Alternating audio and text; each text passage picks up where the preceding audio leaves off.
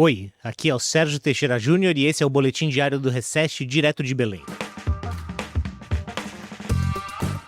Hoje é quinta-feira, 13 de novembro, e esses foram os principais destaques do terceiro dia da Conferência do Clima da ONU. Hoje só amanhã, ou depois de amanhã.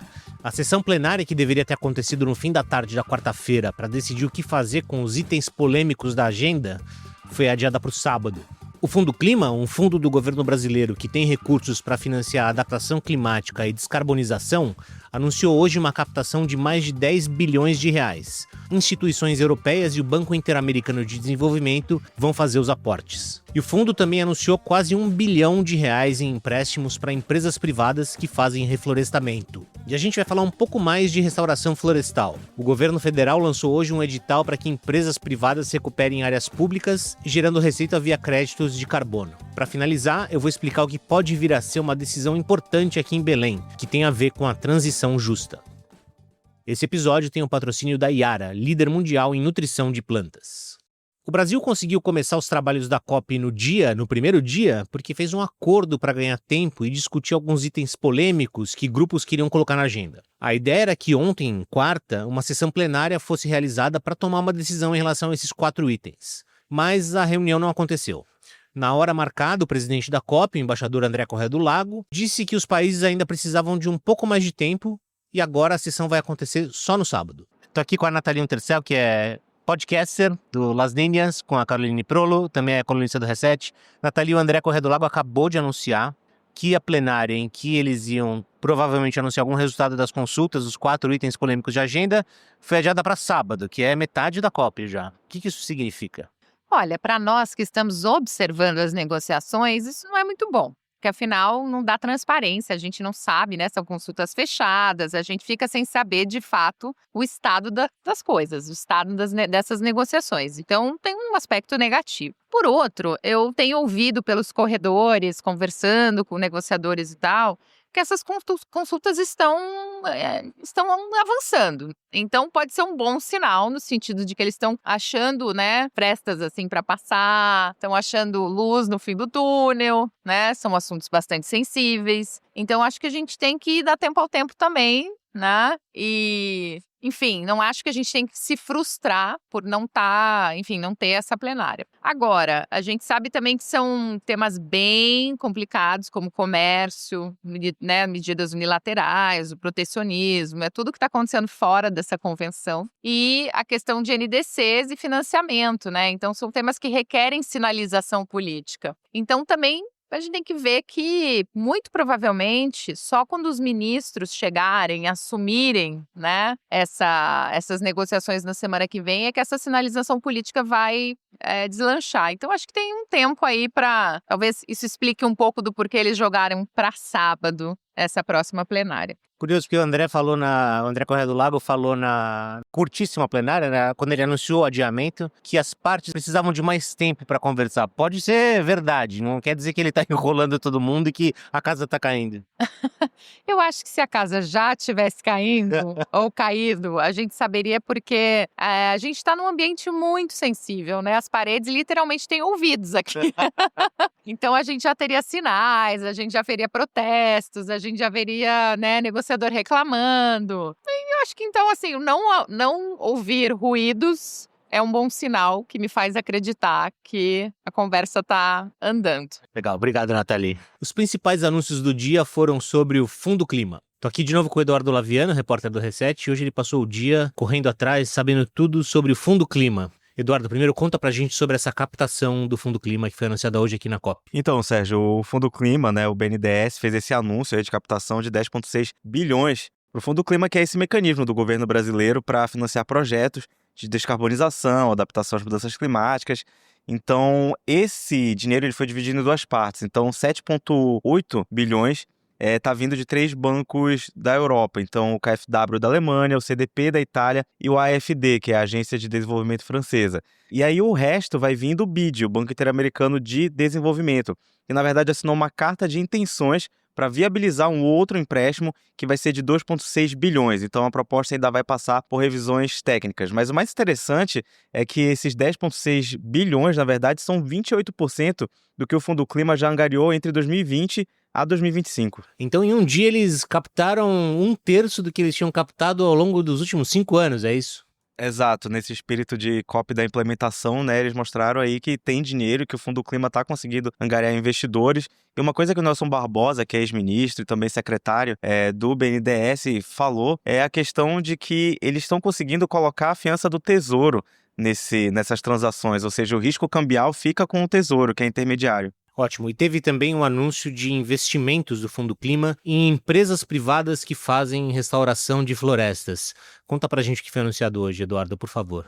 Exato, hoje foi BNDES Day misturado com Fundo Clima Day, porque foram os grandes destaques da minha cobertura aqui na COP. O anúncio foi de 912 milhões em operações de crédito dentro do Fundo Clima, e todas são voltadas, como tu disseste, a empresas privadas que atuam com restauração de áreas degradadas ou implantação de sistemas agroflorestais. O maior contrato é com a ReGreen, no valor de 250 milhões de reais. A ReGreen recentemente ganhou o prêmio Earthshot do Príncipe William, tá tendo um novembro muito bom aí. E teve também, acho que o Timberland Investment Group, que é o TIG, o braço de investimentos florestais do BTG, com 200 milhões, assim como o Pátria Investimentos, 200 milhões.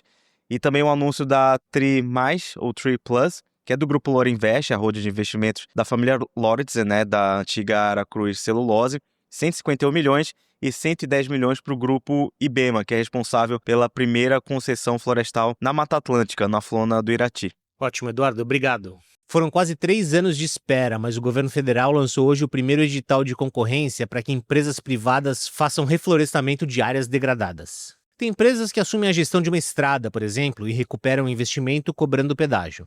Nesse caso da concessão florestal, elas vão plantar árvores e obter receita vendendo créditos de carbono. A Vanessa Dash acompanhou o evento e conversou com o Garo Batmanian, que é o chefe do Serviço Florestal Brasileiro.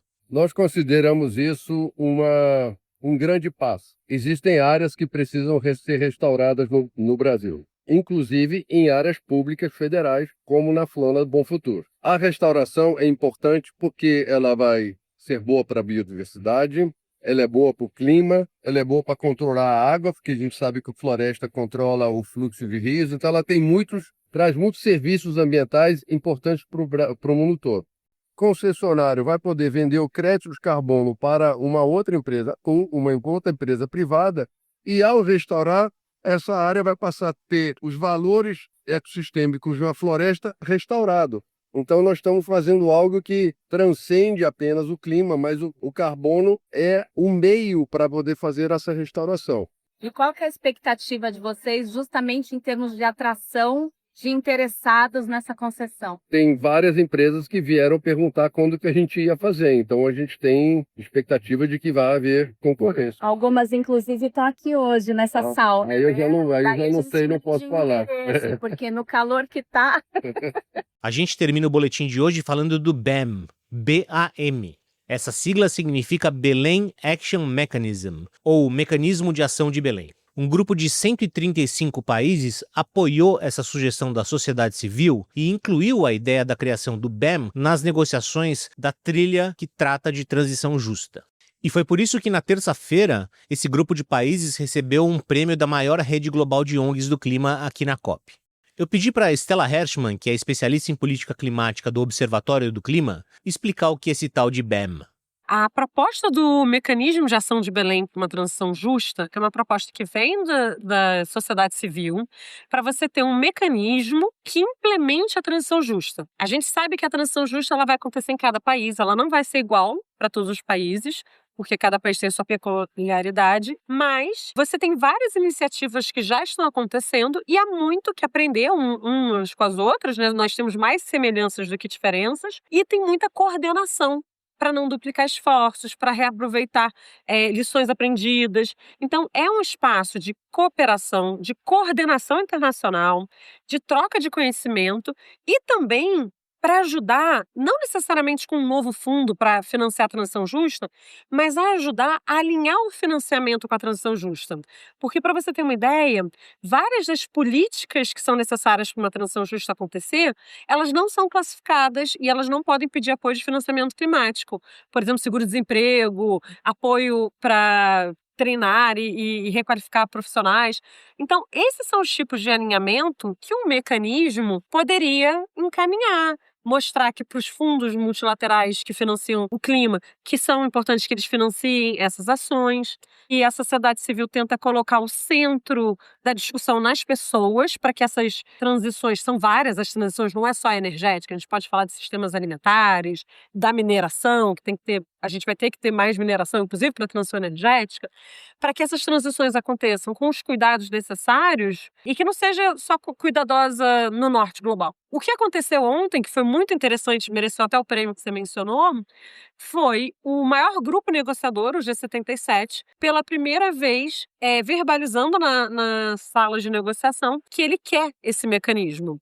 Esse mecanismo, ele hoje, no texto que a gente tem de negociação, ele está como um placeholder. Então, a gente não debateu ele ou as outras opções que são apresentadas de encaminhamentos institucionais, ele está ali como uma possibilidade. Mas acho que esse debate, ele vai ter que acontecer agora, nessas 2 semanas. Mas isso quer dizer que ele possa vir a ser incluído numa decisão ou na decisão em relação ao programa de transição justa? Sim, é o pedido que a gente faz da sociedade civil, é que ele já seja criado aqui. Ainda que a sua operacionalização a gente ainda tenha que decidir mais para frente, mas que ele seja criado em Belém, por isso leva o nome da cidade de Belém. Mas existem países que não querem essa criação aqui e que tentam postergar essa decisão para ter uma decisão agora de um mandato para discutir isso no ano que vem. E a gente não vê essa necessidade. A gente acha que a questão já pode ser decidida aqui. E qual que é a possibilidade de sair esse mecanismo aqui? Olha, agora que a gente tem apoio do maior bloco negociador dessas negociações, que são 134 países mais a China, acho que aumentam as chances. Vamos ver como que esse assunto evolui nas próximas 2 semanas. Não vai ser fácil.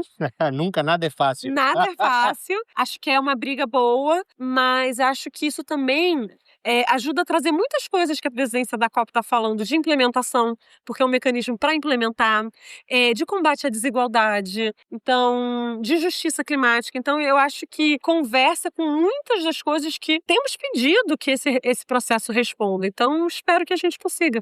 A gente fica por aqui hoje. Amanhã tem mais uma edição do Boletim Diário da COP, direto aqui de Belém, com toda a equipe do Reset. Até lá! Esse boletim diário é uma edição especial do Carbono Zero e é produzido pela equipe do Reset. Acesse o nosso site www.capitalreset.com. Reset é R-E-S-E-T. A Vanessa Haddad é a publisher do Reset.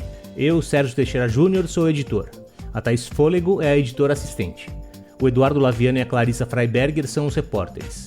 A Ana Paula Alfano é editora de conteúdos de marca e a Letícia Frazão é líder de marketing e experiência do cliente. A arte é do Rogério Testa e a edição do podcast é do Rafael Lana. A gente se vê de novo amanhã.